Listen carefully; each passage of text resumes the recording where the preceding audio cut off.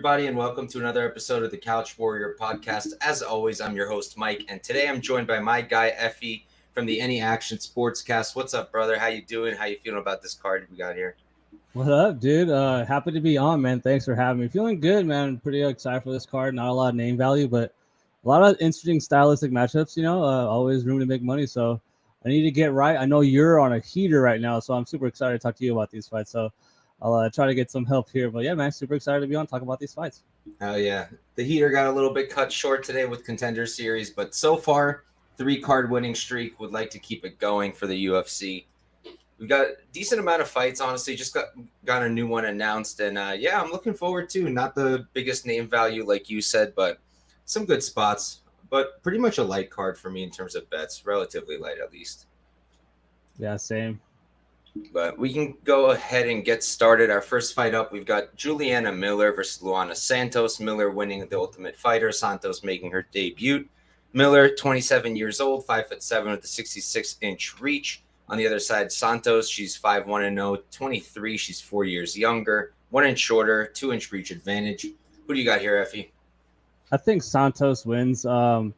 I do understand that Miller has that jiu-jitsu from bottom, but dude, her last fight, it was hard to look worse, man. I know everyone's kind of pissed at her for not covering her price. Like, she loses a huge favor, right? Everyone thinks she's really bad, but she did something that I really don't like seeing, and going for takedowns where she takes herself down. Twice or 3 times in that fight, she took down Veronica Hardy with her and then ended up on bottom.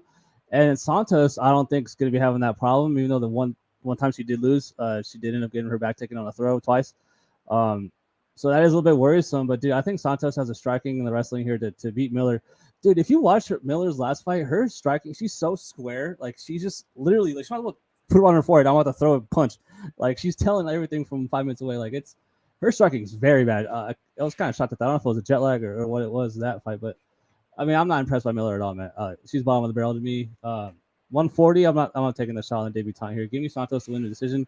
But, yeah, this is more of a not confidence in Miller. Yeah, I'm on the same side. I like Santos to win, but, like, do I really want to bet her?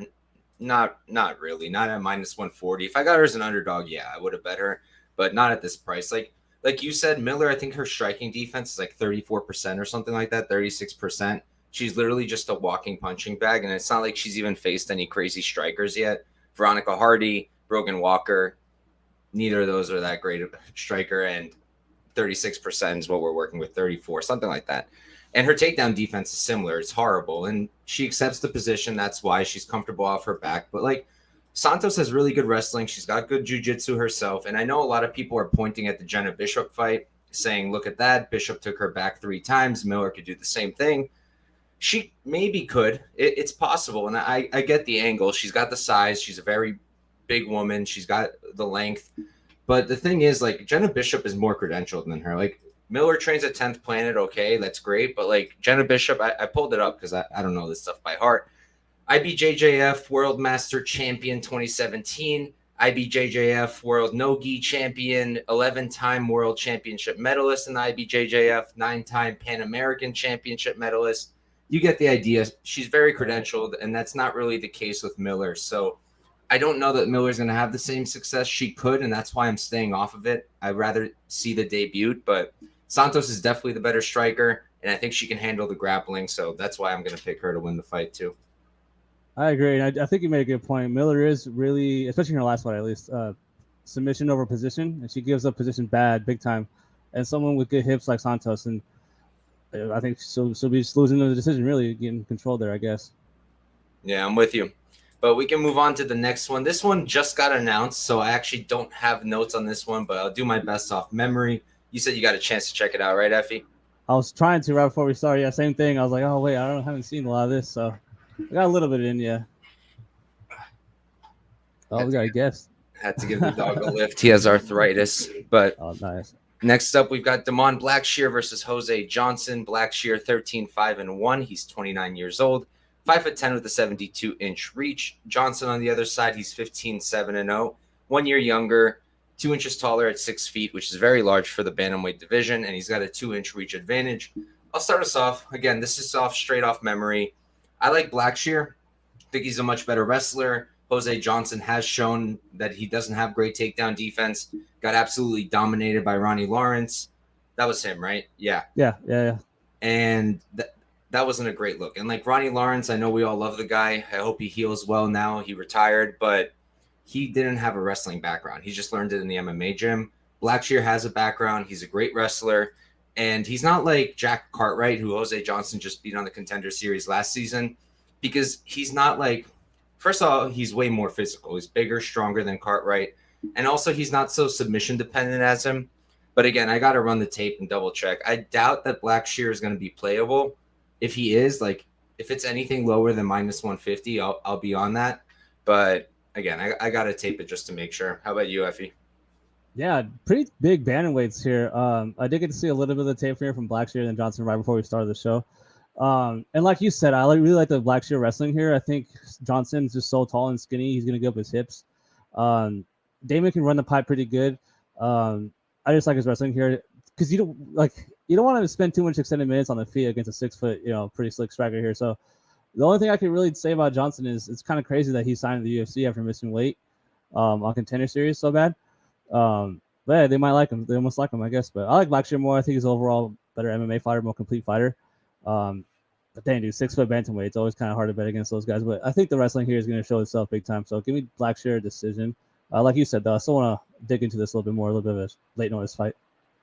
Yeah, definitely one that needs a little more attention. But after Blackshear's last performance, I feel like they're not going to give us a good line at all. Yeah. If they do, they're stupid. But next up, we've got Montserrat Ruiz versus Jadqueline Amorim. Ruiz, she's 10-2-0, 30 years old, 5 feet tall with a 61-inch reach. Amorim on the other side, 6-1-0. She's 2 years younger, 3 inches taller, and she's got a 6.5-inch reach advantage, which is kind of crazy. And she's at American Top Team. Ruiz, I believe she's at 10th Planet, and I think she spent some time with King's MMA. Why don't you start us off, Effie, for this one? Yeah, so a couple women MMA fights early here, but man, I like Amorim here. It's just because the one thing, well, not the one thing, but one of the main things that Ruiz likes to lead on is her wrestling. She's head and arm throwing everyone. And that kind of lends into the space of the fight where Amorim is probably the most dangerous, and it's definitely going to be her jiu-jitsu. So, obviously, dude, it was so crazy watching her last fight, the dump. Like, she looked dead in the 10 seconds in that second round. I was just shocked. I was like, this is crazy. She looked horrific. Obviously, this was the fight and everything, but Sam Page definitely cheated, fighting off that rear naked choke in that first round. So, I mean, it's not like I'm downgrading Amorim so bad in my opinion, but to come in as a favorite, I get it. But on the feet, Ruiz can make this dirty. She kind of bum rushes like her head is like a club, like she doesn't really care about her striking coming in. I think Amorim will be able to sidestep here and have the more slicker striking, especially in the counter punching department. And then, yeah, if it gets to the ground, it's going to be tough for Ruiz not to get subbed. So I think Amorim has her covered here. I think she's going to win via submission round 2. Round 2, I like it. Think the cardio got a little better? I just think that Ruiz is going to survive. Yeah, but all right. So I'm on the same side, and I think I bet Sam Hughes in that fight. And I just think that there's a difference between Sam Hughes and Ruiz. Like, Sam Hughes, we knew that she has a dog in her. She's a solid striker. She can wrestle. And that if it made it out of round 1, and if Amorim was tired, she'd be able to pick it up. And I thought maybe get a late finish. I had that round 3 knockout, which could have hit. But then she was grappling at one point for some reason. But I don't think that Ruiz has those same, features, I guess. And, her striking isn't that good. Her wrestling is decent. But, again, if she's doing those head and arm throws, if you watch, it's going to give her backup easily. Cheyenne Buys almost took her almost took her back, a few times off of those throws. And Amorim, I mean, if she tries, she's going to go right to the back. And I think she's going to submit her. So, and again, like you said, even if it's not a head and arm throw, if it's any other kind of wrestling takedowns, it's going to go right where Amorim wants it. So, as long as it's not too late in the fight, I think she's going to get the sub. I played it at plus 100 early for a half unit. I wouldn't bet it now. It's minus 150. Oh, getting a little chalky. Yeah. Because we don't know. Amorim could just gas out again. It was horrible. Once she got to round 2, even Ruiz could probably beat her if she's like that again. So we'll see if Ruiz can survive, but I have a feeling she can't. Yeah, I agree. Dude, it's one of those things where Ruiz does seem a little bit more physically, built in the strength department here than Amorim, but I think Amorim has it covered big time. Yeah, Ruiz is short and stocky. She's one of those women. I'll follow you home. That was awesome. Dude, that was so good. I didn't bet her there, but I like called her. Like I thought she'd win, and I did not think it would happen that way, but it was pretty Dude, cool. that was nuts. But like you said, the Bias or Melismus, whatever you want to call her, she got up like 3 different times from horrible positions. And so I think Amorim's definitely gonna be able to get those sweeps. So if someone like her is, getting up from a pretty dominant position here, I think that Amorim should be safe. Yep, I'm with you, but we can move on. This next one is something else. We got Josh Parisian versus Martin Buday. Josh is 15, 6-0, 34 years old, 6'4" with a 79-inch reach. Buday on the other side, 12, 1-0. He's going to be 3 years younger, same height, 2-inch reach disadvantage. And I'll start us off here. Topology, 4% of the people picked Parisian, which I understand. And I hear a lot of people saying a lot of things. Honestly, I feel like Josh is live. I'm not putting my money on this. There's no way in hell I'm putting my money on this. And I guess I'll pick Buday. But here's the thing with Buday. Like, he needs the clinch.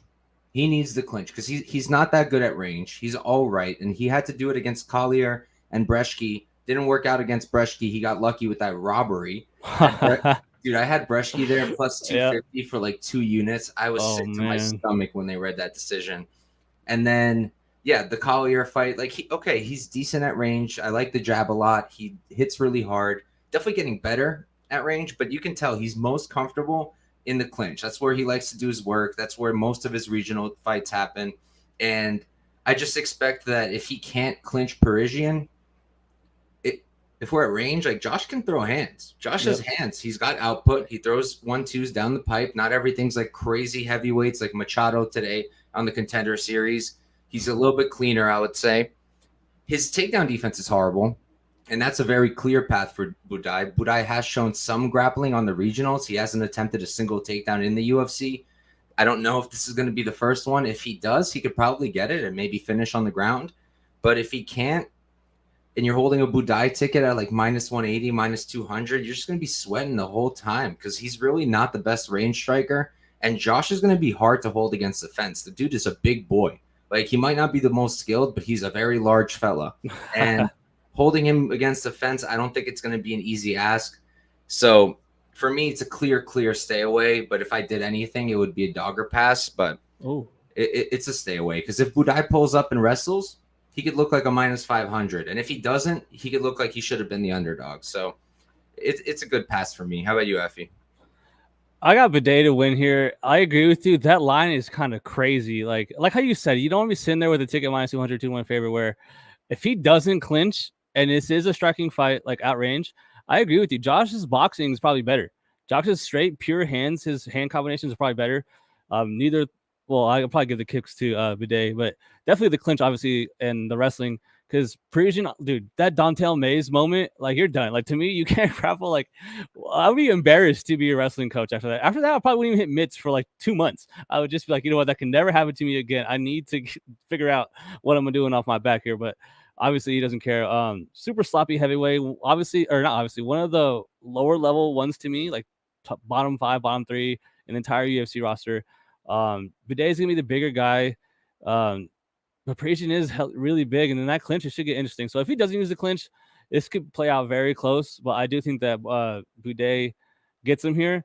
But we saw in that Breshke fight how he's doesn't have the highest fight IQ. Like, why wouldn't you do the one area you're supposed to be good at, especially against someone that's good at range? So I expect Parisian to be pretty desperate here, fight for his job type fight, and Buday to just nullify him in the clinch and make a super boring decision. Yep, I think that's the most likely outcome, but I can't get there. By the way, the Damon Blackshear line dropped. Can you guess where it opened and where it's at now? It probably opened. Oh, man, that's tough because I would go Blackshear minus 185. Minus 200. You're very close. And then right now it's probably less. Actually, I wouldn't be surprised. What is it?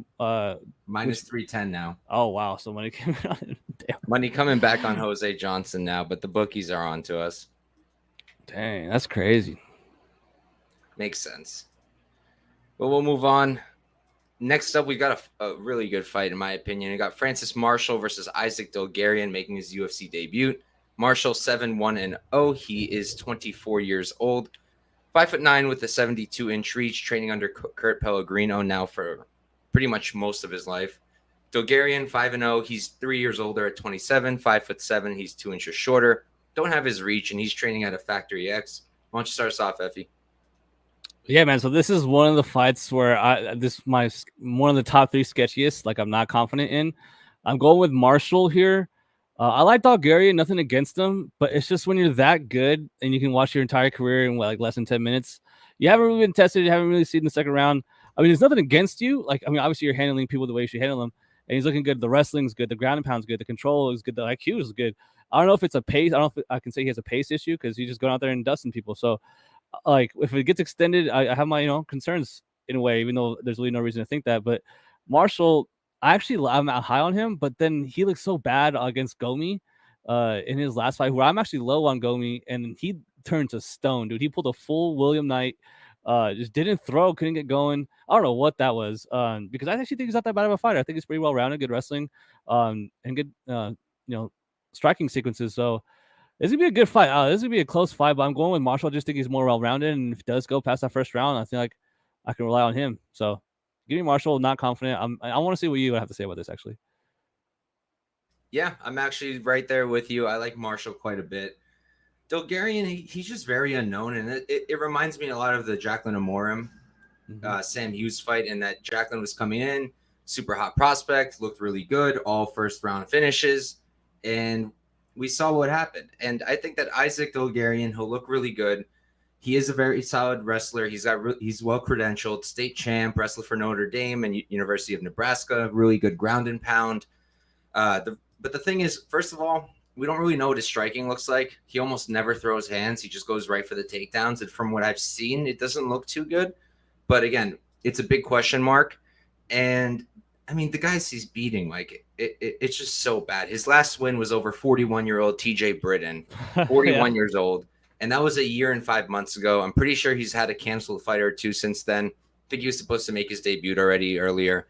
And Marshall, I don't know why people like hate on this guy so much. Like even before the Gomi fight, like people were saying he's not that good. He's not that good. He's not that good. Really is, in my opinion, that good. Like I think he's a good fighter. And the thing with Gomi, like I think that it like what happened because Gomi is long and rangy, and he used that, and he kept his distance and did not let Marshall find his range, get his work going. He just kept moving and moving and moving. Marshall definitely could have done better there. Definitely could have tried harder, but I think it had more to do with Gomi being a rangy striker and Marshall not knowing how to deal with it. Dulgarian is going to be the opposite. He's not going to avoid Marshall. He's going to run right into him head first, going for the takedown, and Marshall's going to have to defend, and he's going to get his range. He's going to be able to box, and he's going to be able to strike. And on the feet, again, we don't have much info from Dulgarian, but I have reason to believe that Marshall's going to be a better striker, and I think by a margin. I actually really like his striking. I think it's really crisp, and that knockout was beautiful of Rojo. What's his face? Rojo, yeah. That was so clean. That was pretty impressive. I remember going in, actually bet Rojo, and I walked away like, all right, okay, never mind. It's legit. Then he doesn't throw 2 strikes against Gomi. But you're right, though, that awkwardness, because Gomi keeps his hands really low, and like it's just awkward. Like he's super long legs. So yeah, I actually really agree with you what you said there. Yeah. And like Dulgarian's so different. And also the wrestling, right? Marshall's a really good wrestler too. He's not as credentialed, but he also has a wrestling background. He's got great takedown defense from what I've seen. He hasn't been shot on in the UFC yet, though, so we don't know exactly how good it is. We'll find out in this fight, that's for sure. But I think he'll be okay. His jiu-jitsu, in my opinion, is really solid. He's slick on the ground, 4 sub wins of his own, nice back take. So I personally feel like he's got Dulgarian covered, but again, Dulgarian's a huge question mark. So I'm really not doing too much here. I was going to play the under. Yesterday it was minus 135, and I was like, okay. But it was still climbing the other way, so I was like, okay, I'll wait. I got greedy. And now it's minus 160. It's kind of gotten away from me. I don't think I'll play it now. But I also have Marshall in a parlay at, what did I put him at? Minus 160, I think. Minus 162, and I'll talk about the second leg later on. But that's the only thing I've got. I've just had that one parlay. Nice. I feel like Marshall late is also a look, but Bet Online at least is all over that. Marshall round 2 is plus 600. Marshall round 3 is plus 750. I like that because if Dulgarian can keep it up for 2 and 3, I'd actually consider that more of a surprise. You know what I mean? Like it's probably more surprising to see someone keep up that pace for that 10-minute, 15-minute type fight. Whereas like those odds are like he probably fades and gets finished by Marshall here late, right? Yeah, I think he'll probably fade and get finished late. Round three, I guess. I'll give Dulgarian another round to survive. It's just unlikely he keeps it up. Yeah, talking about keeping up a pace. Next up, we've Oh got god. Terrance McKinney versus Mike Breeden. McKinney making a very, very short, quick turnaround. 2 weeks and 5 days he fought. 13-6-0 for McKinney, 28 years old, 5'10" with the 74-inch reach. Warrior Camp is his main gym. I don't know where he's at now. He does move around a lot. Breeden, 10-5-0. He's 6 years older at 34, same height. 70-inch reach, so he's at a 3-inch reach disadvantage. And let me check if I've got anything for him. No, so he used to be at Glory. Don't know where he's at now. Tapology has Marathon MMA, so we're going to go with that. I'll start us off for this one. McKinney should win this. He should kill Breeden. He really should. I mean, I think his striking is better at range. I think he's got more power. Definitely has the finishing upside. Clear grappling edge. I mean, if Natan Levy got 6 takedowns, whatever it was, and a bunch of control, Terrance McKinney is going to get his takedowns and he's going to get control. So I personally think McKinney strikes for like half a second and then goes right for the wrestling. Because I know I was talking to Sadyukov going into the last fight, and he was telling me how hungry McKinney was. And now McKinney making this quick turnaround, like it shows. He wants to get that W back on his record. He doesn't like this one bit. And I don't think he's going to try to strike again. I think he's going to try to be smart again. He's going to try to wrestle again. And I do think he'll get more success than he did against Nazim Sadyukov. Like, Nazim is a legit dude, and so is Bonfim. So neither of those losses are horrible. It's just the way he's losing. It's not a good look. I just don't know that Breeden's the guy to get it done. If we do make it to round 3 and Terrance is exhausted, Breeden does keep up with the pace. He is one of those guys who will walk you down. He's got forward pressure. He will put it on McKinney if he's still alive then. We'll see what the books open it up at. Bet online, it's not that great. Breeden late. Breeden round 3 plus 1,400. Round 3 knockout plus 18. I would want something better than that if I took that sprinkle. But personally, I think McKinney subs him probably in round 1. I don't think we're going to get too far into this fight. I think McKinney's going to bring his pace, and I think this time it's going to work out for him. But you can't bet on the guy at minus 290 knowing what we know right now. Like, you just can't. Even if you know that he has like every advantage over Breeden, you just can't do it. So for me, it's a pass right now. I don't really know if I'll get to anything. McKinney by sub plus 160. We'll see what other books give me. If I can get like plus 200, I'll hop on that. But other than that, I'm staying away. How about you, Effie? Dude, so I've seen Natan Levy in the gym like cracking pads. And I was shocked to see him have that much success wrestling. I was like, oh my God, that was not how I thought, if he had success, it was going to go. But so that's not a good look. Getting taken down, I think it was 9 times by him. I think he gives his hips up here. The entry from McKinney on the takedown is going to be super fast. And like how you were saying, like kind of a weird situation here for him to take this fight. I think his camp knows, like, they're not going to risk going on a 3-fight losing streak, losing, 3 out of his last 4 to lose to Mike Breeden, 34-year-old Mike Breeden. I think he dusts him here. I think he gets him out here in that first round. It just comes down to, does he knock him out or submit him? But yeah, even on the field, he's going to be way faster, way more powerful. And like how you said, I'm minus 290, close to 3-1 favorite. If you're betting on this guy and you don't know that he has 5 minutes of gas, like, that's insane. Like, you have to know that this dude, is pretty unproven and pretty proven to look bad, I guess you could say, after that, first round goes. But I don't think Mike Breeden is on the level of the guys that are beating T-Rex, honestly. Especially with that wrestling, man. I don't think that grappling is going to be there. And if it does, turn out to be a 5-minute striking affair, I think that McKinney catches him. So the threat of the takedown being younger on a short notice here, I think they know what's up. I think that McKinney gets him out here pretty quick. I like that you said 5-minute striking affair. That's probably all we're getting here. I wish. That'd be awesome. Someone's getting slept.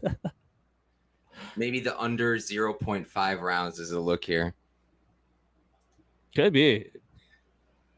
I remember when Brito was fighting that dude, people were like, I saw a few people put hundreds of dollars on Brito in like 30 seconds and stuff like that. Oh. I couldn't believe my eyes, dude. I couldn't believe my eyes.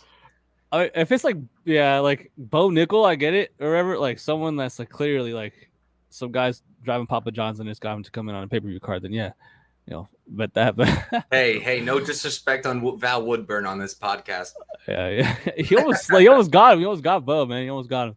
He's the only person to land a strike on him. So, dude, the way how Bo bounces back with both his feet together is so funny when he's leaving the pocket. I'm like, oh, dude, someone's gonna sleep him.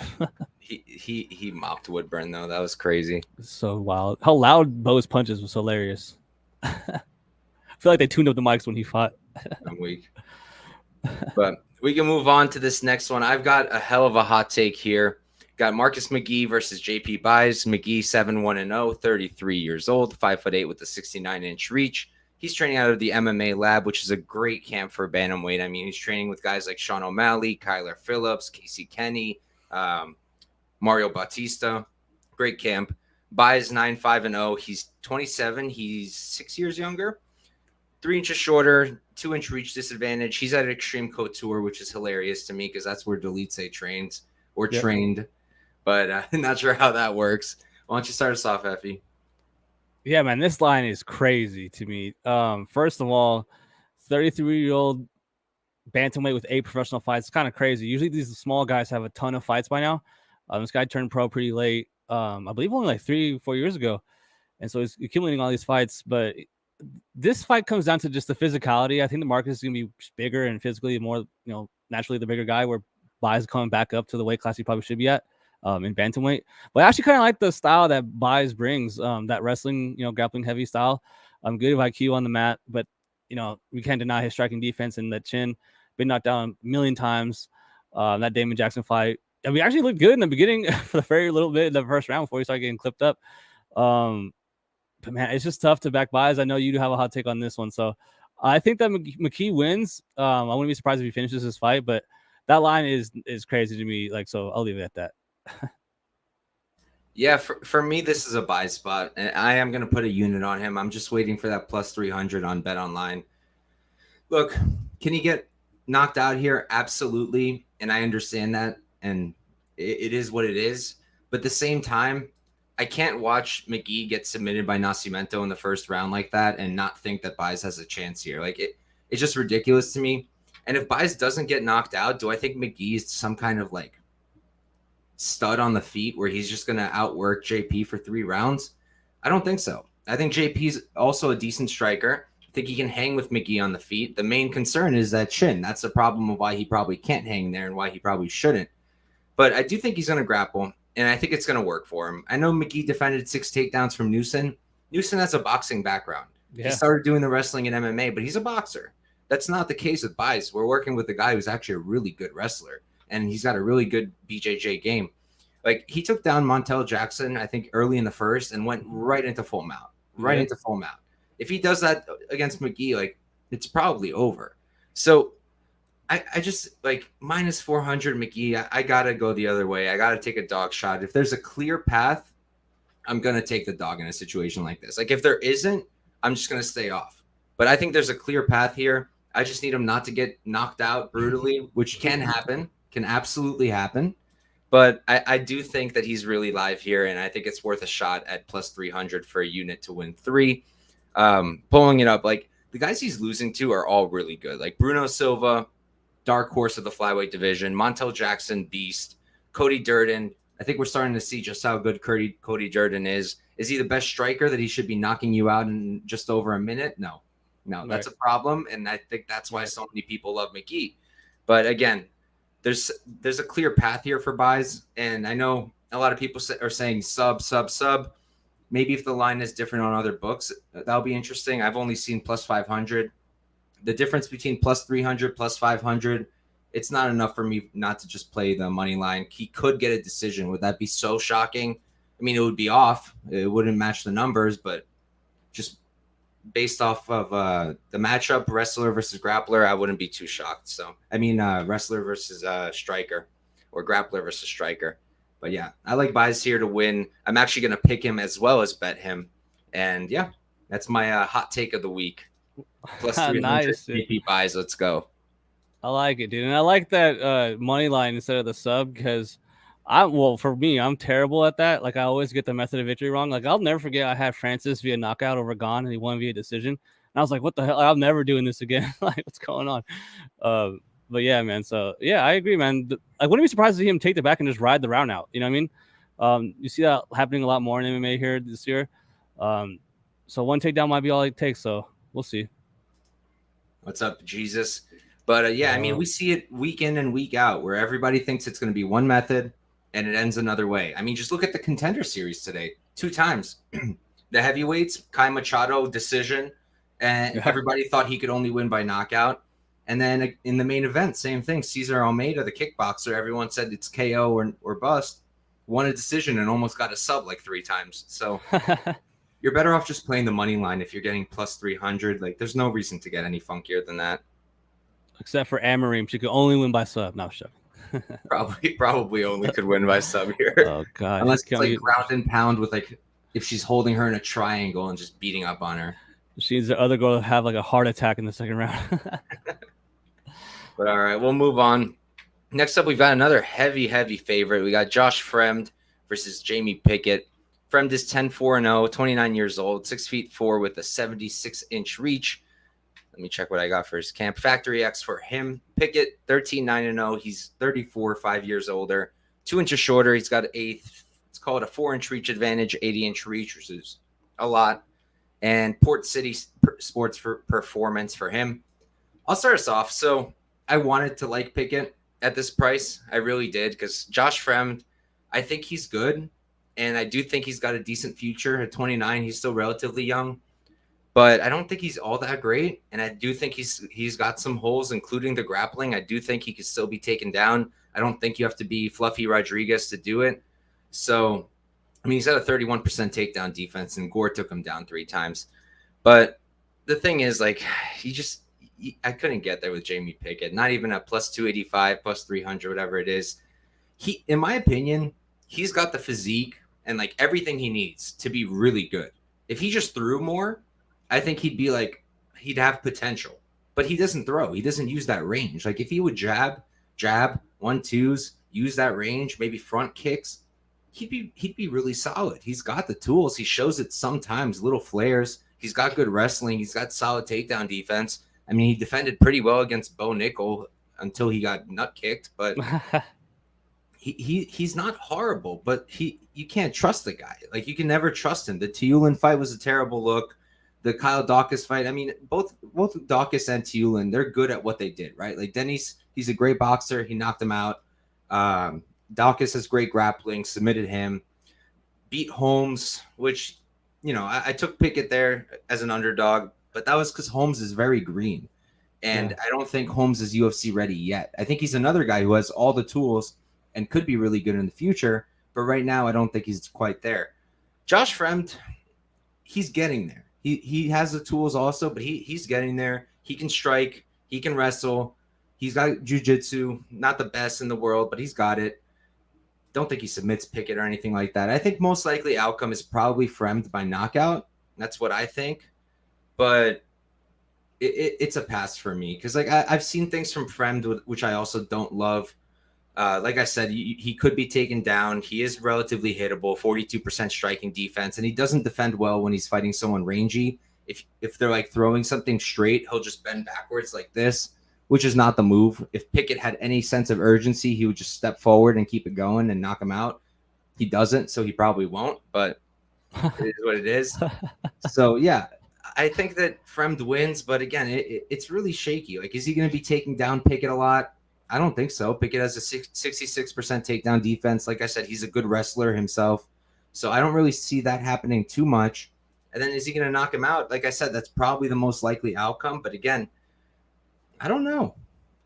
Is he as good of a boxer as Denise Tiulin? Not in my opinion. Does he have more power? Possibly he does. For me, this is screaming pass. Like you should not parlay Joshua Fremd at minus 350. And Jamie Pickett doesn't deserve your hard-earned cash even at plus 300. So I think this is a big pass. How about you, Effie? Dude, I feel like the books are like forcing you to, because you can't play Fremd moneyline or Pickett moneyline. They're forcing you to parlay Fremd here. I feel like we're seeing more and more like Bellatorish style lines this year. they're so wide. Like there is no way Fremd should be minus 400 for anybody in the UFC. I don't care if it's Jamie Pickett, the worst fighter in the UFC. Like Pickett's horrible. Don't get me wrong, he is terrible. I'm not high on him at all. He is long though, like you said. I'm not surprised to see him have like, such a reach advantage here. I actually kind of want to surprised to see Fremd be taller. I figured that Jamie was gonna be way bigger on both ends here, but Fremd should have the power here, advantage and the striking advantage here. Pickett accepts, being on his back foot way too often for my liking. And I'm just not that high in his skill set in general. I feel like he can get controlled along the cage pretty easily, especially in that clinch. But I think that Fremd's going to be going forward the whole fight here and probably catch him. Like you said, probably knockout is probably the most likely path here. But at minus 400, dude, like I said, like they're just begging you to parlay. And I feel like if you don't watch tape or you don't know who these people are, if you just show up to the book one day and you're just a gambler and you see, like 400 and you parlay all the big favorites, like these are the type of people that will screw you. Like, so I'm not touching this fight, no way. But that line's wide, but I think that Fremd doesn't get it out here. I will say, I was surprised when I looked at this card. I was shocked to see Pickett still in the UFC. So that should just tell you how I think of him. So I'm pretty low on him. So give me Fremd via knockout. All right. Same side, same method. We'll move on. Next up, we've got Tafon Nchukwi versus AJ Dobson. Tafon is 6'3" He's 28 years old. 6 feet tall with a 77-inch reach. Team Lloyd Irvin for him. Dobson, he is 6'2" He's going to be 3 years older, 1 inch taller, 1 inch reach disadvantage. And we're going to go with Carlson Gracie Team Ohio for him. Why don't you start us off, Effie? What you got? I got Tafon here. I love his output. And it's just one of those things where you watch him fight, you would think he doesn't have or he can't keep it up. Like he's huge. Like he's built, stocky, just ripped, pretty heavy looking. But he puts it out there. The fact that he lost to who was it that finished him late? Azamat. Dude, that was crazy because he was cruising. And he kind of went forward for no reason and got caught. And Azamat ended up being really good. That loss is kind of aging kind of good here. But then AJ Dobson, I will give him a little bit of leeway here. His 2 UFC matchups were tough, dude. Petrosian and then Malkoon. Those are not bad fighters, in my opinion. So it's kind of tough. Like we saw him get wrestled, but I actually do think that he has a pretty good wrestling skill set here. But the volume and the striking here in the small cage, I think it's going to look good for Tafon here.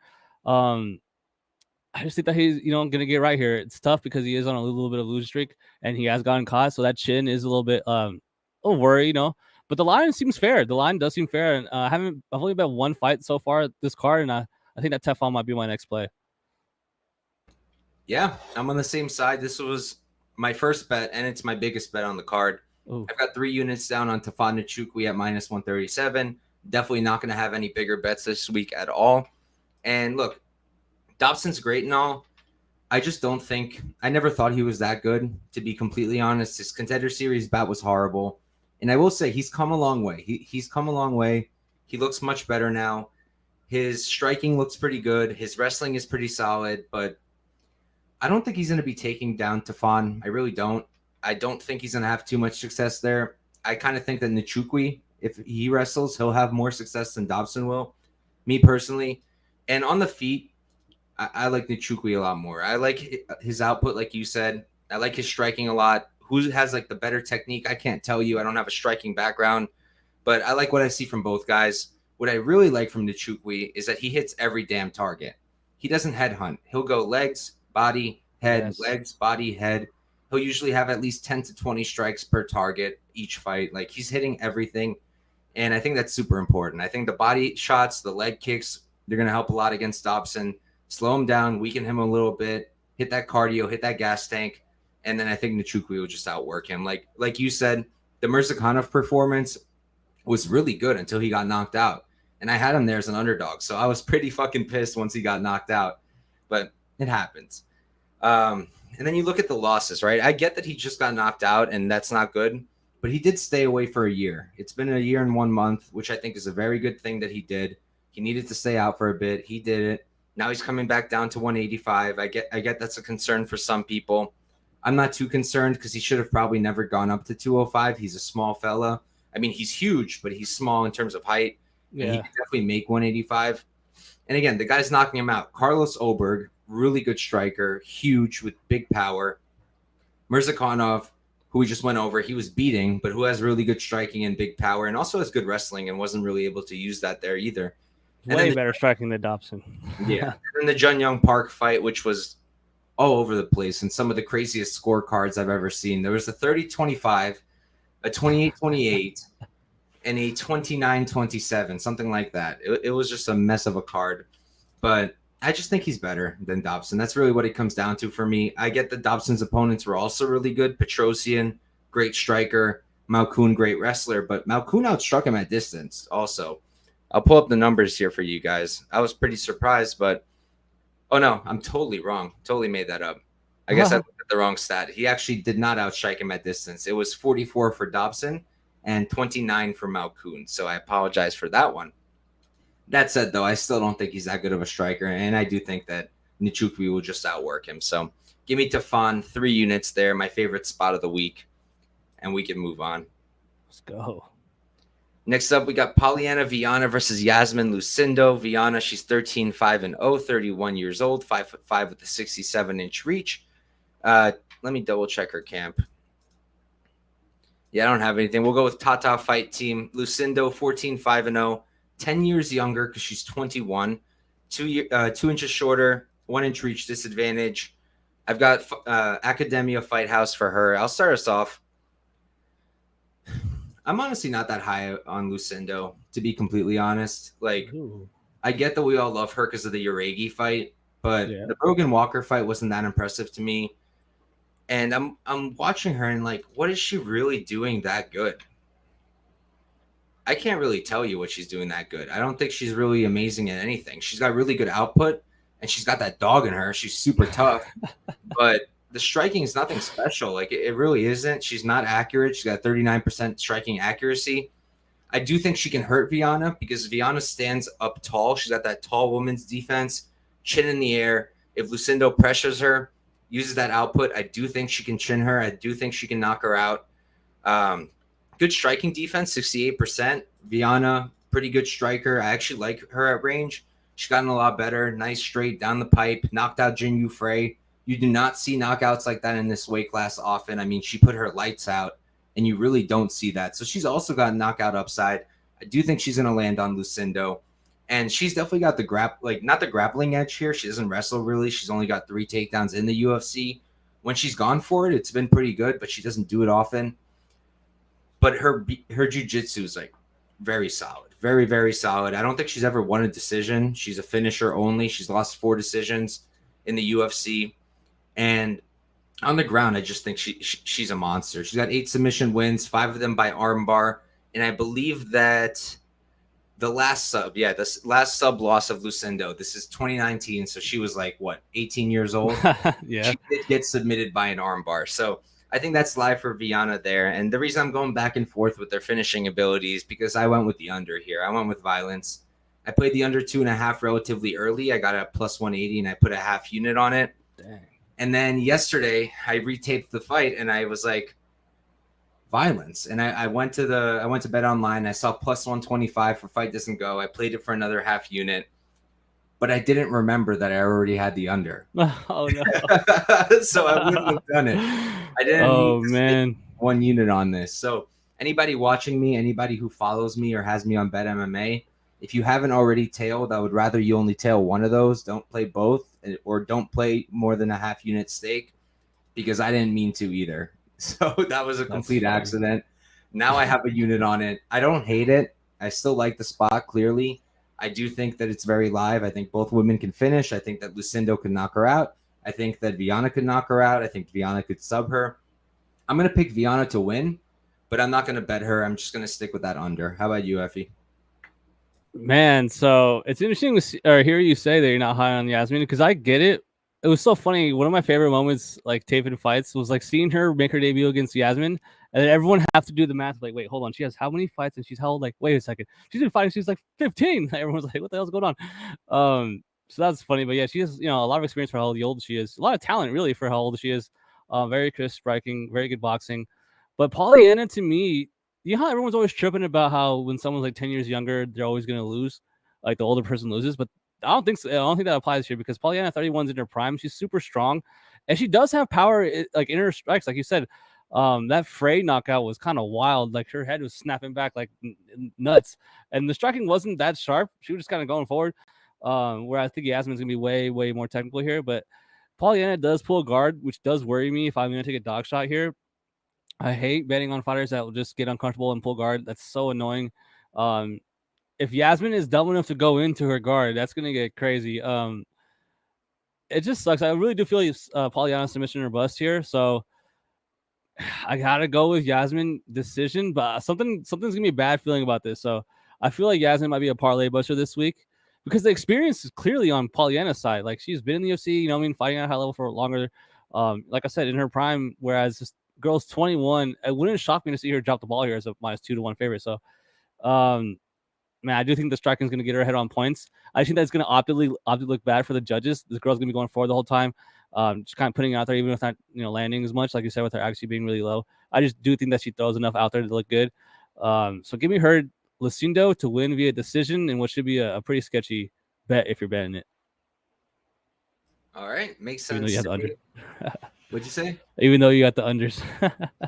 Hey man, it can go either way here for sure. I wouldn't be totally shocked if Lucindo just like stayed on top and stayed safe, or if they didn't even hit the ground. So that's why I meant for it to only be a half unit, not a unit. But unfortunately, I'm an idiot sometimes. I don't think much, and I did that. But we'll move on. Next up, we've got Khalil Rountree versus Chris Daukaus coming back down to 205. Don't think he's fought there in the UFC, but he has in his career. Rountree 11-5-0. He's 33 years old, 6'1" with a 74-inch reach. Syndicate MMA for him. Daukaus 12-6-0, also 33, 6'3". He's 2 inches taller. He's got a 2-inch reach advantage. Training out of Martinez BJJ. This is a weird thing to point out, but you ever notice how many fighters are 33 years old, or like how many 33 versus 33-year-old matchups we get? Yeah. It's a weird thing. Maybe I just remember it because like 33 is like my fucking number, but I think we had one last week. Dude, I'm telling you, every card almost. One day I'll go back and I'll actually be a loser and I'll look through every fucking card and I'll count it.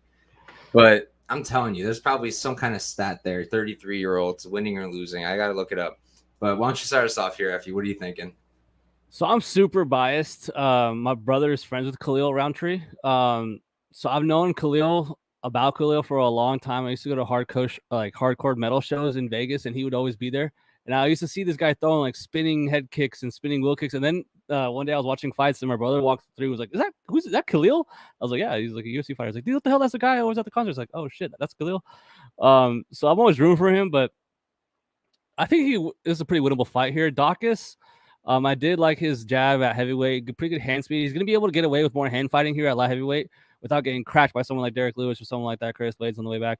Kind of odd to see him go down at this point in his career, but he was never a heavyweight. We can all, say we should never have been up. Should never have been up there, especially with that speed, man. And then he looks fine. Like if you watch him on Instagram, like he's looking, better. Obviously looking healthier. But I think that Khalil is just gonna put it on him. I think that the clinch is what Chris Daukaus needs to really utilize here in this fight. And I wouldn't be surprised to see him have success in the clinch here, but I think that Khalil is going to be able to put it on him here. I think that he's going to catch that chin in that second round. Give me Khalil second round knockout. I like it. Yeah. So I'm not biased. I don't know Khalil, and I still think he's going to win by knockout. Let's go. Do I want to bet him here? No, I don't, because he can 100% drop the ball. He's done it before, and I wouldn't be shocked if he did it again. Marcin Prachnio, I mean, that was disgusting. I don't think he beat Dustin Jacoby. I really don't. I did have Jacoby there. I'm biased, but I think we can all agree there. He lost. And then the Bukauskas fight, that was impressive. I mean, to put a guy's leg out like that was impressive. And then the Roberson fight, to me, not that impressive. I know he was the underdog, but like it's Carl Roberson. I don't think much of him. And with Daukaus, like I always said, like I didn't think he was very good, to be honest. But that was at heavyweight. And like you said, I've always been saying he's not a heavyweight. He shouldn't be there. And then he got a bunch of knockouts in a row. And that looked good. But like against who, right? Olenek, Shamil Abdurakhimov, Parker Porter. I think Nascimento was in there. So it's not like he was beating anyone that great. And then he gets a step up, gets knocked out by Derek Lewis, gets knocked out by Blades, gets knocked out by Rosenstruck. And I know those are all heavy hitters. I know Blades not so much, but he does have good striking. But like Rountree for a light heavyweight hits like a train also. I would like if they measured it like they did Ngannou's striking, I would wager that it's probably close to a lot of heavyweights, and he probably hits harder than a lot of the heavyweights that Daukaus has fought, like Shamil or Owen Hell yeah. or Parker Porter. He definitely hits harder. So if he comes in here, Khalil uses his output, uses pressure, doesn't give up takedowns, which I don't really think is going to happen. I know everybody talks about this Daukaus jiu-jitsu that's just never appeared to us before, but that's like the only thing I could see like really mixing things up. If Rountree is just like frozen and not throwing enough, I mean, Daukaus will have output. Daukaus will have speed. He is going to pressure as much as he can until he starts getting hurt. He could get the upset here, but I feel like Rountree, even if he doesn't get the knockout, I feel like he's good enough to win a decision here. And I do think he will get the knockout. I think he'll knock out Daukaus. Daukaus took 7 months off, which is decent after a knockout, but I just think it's going to happen again here. I don't think that him and his brother are going to be in the UFC. Like, I just don't think they're that good. Like, it really comes down to I don't think they're that good. I actually think Kyle is better, but Kyle's in a harder weight class. Kyle's at 185, and he was fighting some tough dudes. He didn't really lose to anybody that bad, if I remember correctly. The only former cop I'd ever bet on in the UFC is Who'd you say? You cut off for a sec. The only former cop I would ever bet on in the UFC is Fiziev. He's a former cop? Yeah, and wherever he's from. Imagine? Yeah. He pulls up on you for something to arrest you. Yo, just take me away. I want no trouble. Yeah. But we can move on. Not Giles, not him. I'm not betting Daukaus. No way. I've bet Giles a few times, and yeah, I'm glad I faded him this last fight. Nice. But we'll move on. Next up, we got Cub Swanson versus Hakeem Dawodu. This is our co-main event of the evening. Swanson, he's 28-13-0, 39 years old at this point, 5'8" with the 70-inch reach. He is coming back up to featherweight for this one. He's been at bantamweight for just one fight. Yeah, he's back up. Yeah. Yep, now he's back up. And then Dawodu, 13-3-1, 32. He's 7 years younger. He is the same height at 5'8". 72-inch reach. He's got a 2-inch reach advantage. And yeah, I'll start us off here. I like Dawodu. I like him quite a bit. I think this is a buy low spot. And I know that's funky saying that. He's minus 200, but I say it because I don't think he'd be minus 200.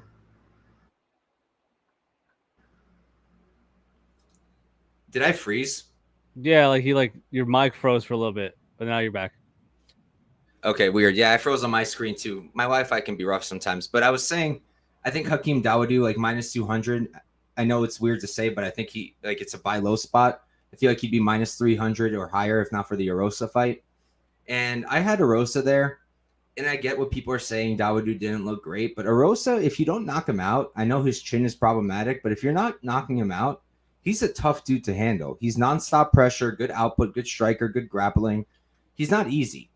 And Cub Swanson, like he's not gonna mix it up like that. I know he got a takedown in the Jonathan Martinez fight, but he's not much of a wrestler. I don't see him really getting takedowns on Dawodu.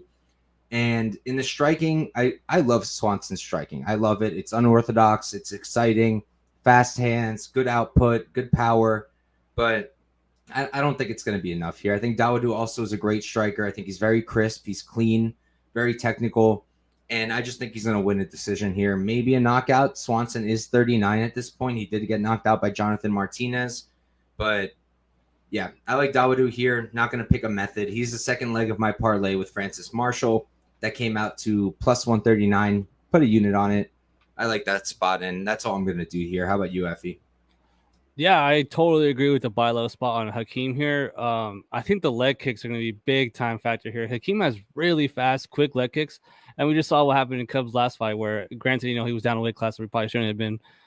So I feel like that should have been more like of a likely outcome than people thought, but he's going back up now. But dude, I'll be honest, I think he loses and retires. Like this is a total fade spot. I respect the guy, really good fighter, great career, probably more well-rounded and better than Hakeem, honestly, in his prime. But this is just not a good matchup, man. I think Hakeem's gonna have the speed advantage big time here in the small apex. Club's gonna have to try to shoot, clinch up, or he's gonna get picked apart here at range. I think the Hakeem is just gonna chop those legs, man, just like Martinez did last fight. So I know he lost and dropped the ball. I guess Rosa is a pretty big favorite.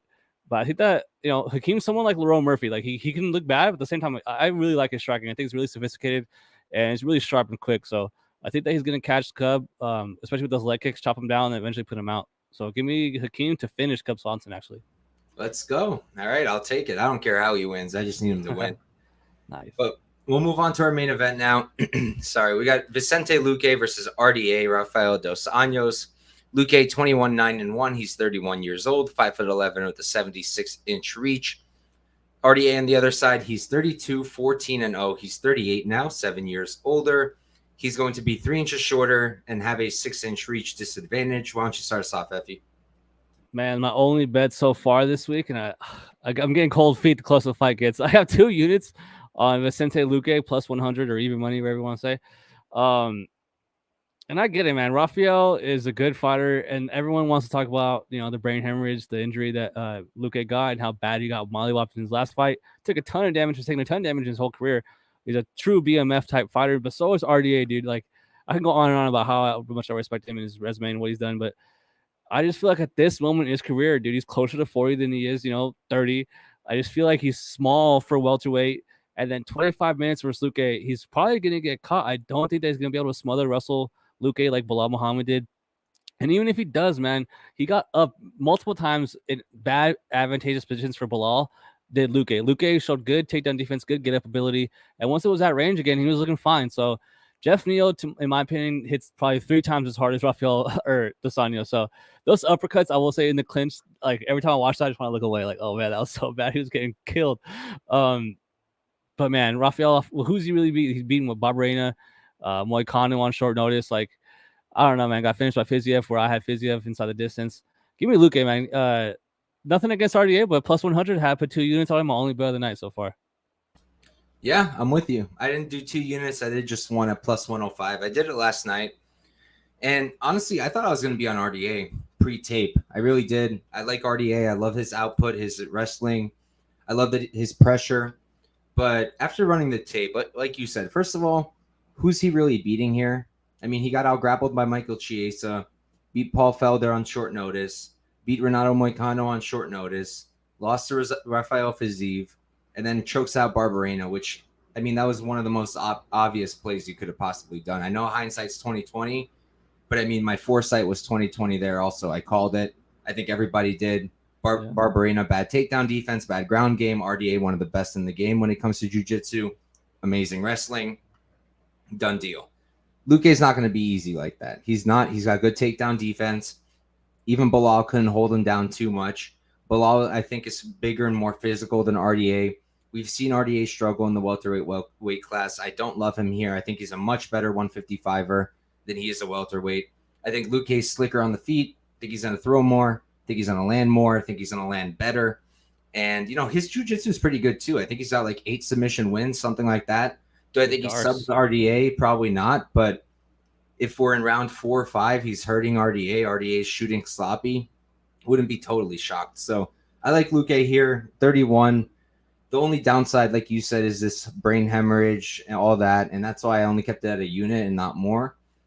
But he took 11 months off. Doctors cleared him. I got to think he's going to be okay. So, and like you said, I don't think that RDA hits like Jeff Neal does. I don't think he's going to put him out. Jeff Neal, I mean, the dude has hands, first of all. I think he's a better striker than RDA, but he's also got clear power. So don't think that's going to happen here. I think Luque is going to win. How he wins, I can't really tell you. I'll pick decision, but I wouldn't be shocked if it was like a round 4 or 5 finish either. Wouldn't be totally shocked. Yeah, man, I totally agree. Like, I'm picturing a fight where 50-50 on the feet, probably more significant damage by Luque done on the feet, and then RDA shoots, and they spend extended minutes him down blocking on the cage, like just moving positions, trying to get head position, being kind of boring, and then eventually getting separation, then boom, back to him looking good, or even getting taken down for a minute or two, back up. So, yeah, man, it's going to be a tough fight. 7 years younger. Give me the younger guy, man. I really like Luque. He trains with good guys like Usman, Chandler, like Burns, like, it's not like he's getting out grappled by some scrubs. Like, he knows what he's going to be doing in there. Usman with the win over RDA. yeah, there you go. Not sure how much that really does, but all right, guys, that's a card on the same side for the main event. I think we're on the same side for almost every fight, if I remember correctly. You got buys. Yeah, other than that one, and I expect to be on the other side for most people. But hey, I love myself an island. Look at Ludovic Klein. Dude, nice. I saw that, dude. I saw that. How were you? How was your reaction when that fight was playing out? I mean, it's pretty much what I expected. Like I even said in my breakdown, like I think he can get takedowns, and people told me I was tripping. Turns out I wasn't tripping. Dude, I was watching that with some friends, and I had a buddy. It's actually cool, man. I've had recently some friends that don't know MMA, like don't know anything about MMA, that are falling in love with UFC, you know, and so they'll like start asking me about these fights and stuff. And I was with them, and some guy, dude, bet like $200 on Ignacio right then for the fights. And I was like, yeah, I mean, I think he's winning. I have him parlay with Sanang and blah, blah, blah. And then, dude, like 10 seconds into that fight, his striking defense looks so bad. His chin's like all over the place, looking super sloppy. And I was like, looking at my buddy, I was like, hey, man, this is going to be like really, really bad. Like, this might be really bad. And they got taken down. I was like, oh, and then he got cut. I was like, oh, no. But yeah, dude, good call, man. Great call. Yeah, thank you. I have a bunch of friends who watch UFC also, like recently, and they'll hit me up for my bets. They'll like look up my stuff, and dude, I hate when my friends tail me just because like it's tough, huh? It's weird because as a capper, I shouldn't hate people tailing me so much, but it just makes me anxious because then I'm worried not about myself, but about everybody else also, and it's even more so with my friends. But part of being a capper, what can you do? Yeah, sometimes they'll hit though, and they'll be like, "Thanks so much." I'm like, "Yeah, that's tight. That's hella tight." And then everything loses, and you're just like, "My bad, bro." You're like, my "I didn't tell you about that much. What the hell?" No. Yo, that's a fact though. Sometimes you just be like, "Yo, put a little bit," and they'll just slap like a few $100s on it. Yeah, and that's why, like, when we're talking about fights, like, I kind of want to give a little bit of both sides, like, why this person can, maybe win or whatever. Because if I just go, "Hey, fucking," Rountree's gonna kill him in 2 seconds, and blah blah blah, and the next thing you know, Chris is jabbing his face off. I'm like, wait a second, like, where does this come from? Yeah, I mean, one of my prouder moments helping my friends was when Derek Lewis fought Curtis Blades. I had Blades parlayed up to hell, but then Derek Lewis was like 300 plus 300, and my friend was like, "Yo, should I take a shot?" And I was like, "Honestly, yeah, you probably should." And then he cashed, and I didn't. And I was like, "I got you, bro." Nice, dude. That's tight. That's tight. At least somebody won in the room. Oh yeah, hell yeah, dude. I agree. But all right, guys, that's a card. Thank you all for tuning in. Thank you anybody watching this later on. Thank you to Effie for pulling up. I'll pass him the mic to plug his stuff in a second. In terms of what I've got going on, at Couch Warrior Pod on Twitter, we're nearing 2,000 followers. Let's get that done. I think we got like 40 people left. We just hit 1K subscribers on YouTube, so let's go. Thank you guys all for that. That's lit. Hopefully we'll keep growing. And then in terms of content, tomorrow I'll be going live from the first episode of my new weekly show with Wiz Does. We're going to do weekly Contender Series breakdowns on Wednesdays, nice and early. I believe we're the earliest. And make sure to look out for that. We'll be doing week 2 tomorrow. So lines aren't even out yet. We'll help you get ahead of those. Then on Thursday, I'll do the usual prop talk on Twitter Spaces with my guy, MMA Propaholic. We break down the card from a prop perspective. And I'll be dropping my YouTube shorts probably tomorrow. I'll probably do them tomorrow. And I'm also working on Bellator. Bellator decided to say, fuck you guys, and give us 17 fights to break down, which is brutal when you're trying to handicap because it's like you're just going through so much and you can't do it in one day because your head just becomes like this like washing machine, just a mess. So I'm like spacing it out. I'm gonna do the second half of the card tomorrow. Hopefully I'll put out a video. Realistically, Bellator probably Thursday, and that's gonna be it for me. How about you, Effie? What you got going on? And thanks for coming on again, brother. Yeah, man, thanks for having me. Super fun talking about these fights, man. I love talking about fights. Could talk about fights all day. Yeah, man, you guys can catch me at Any Action Sportscast on YouTube, on Instagram, on Twitter. Hit me up. I'll be doing a live stream. Actually, don't do them too often. But I'll be doing a live stream with my homie from a different channel, Keep It a Buck podcast on Thursday. I'll tweet that stuff out. But yeah, man, thanks for having me on. I'm not. I will say I don't never consider myself like a capper or whatever. I'm just a guy that bets fights. But next thing you know, you're watching like some guy's regional tape from like 6 years ago. You're like, oh, I guess I am a capper in a way, but I don't really take myself crazy seriously. My units are $40. So thanks for having me on, dude. Hopefully we can win some money this week, bro. Hell yeah, let's get it. Thank you guys once again. Good luck and peace out.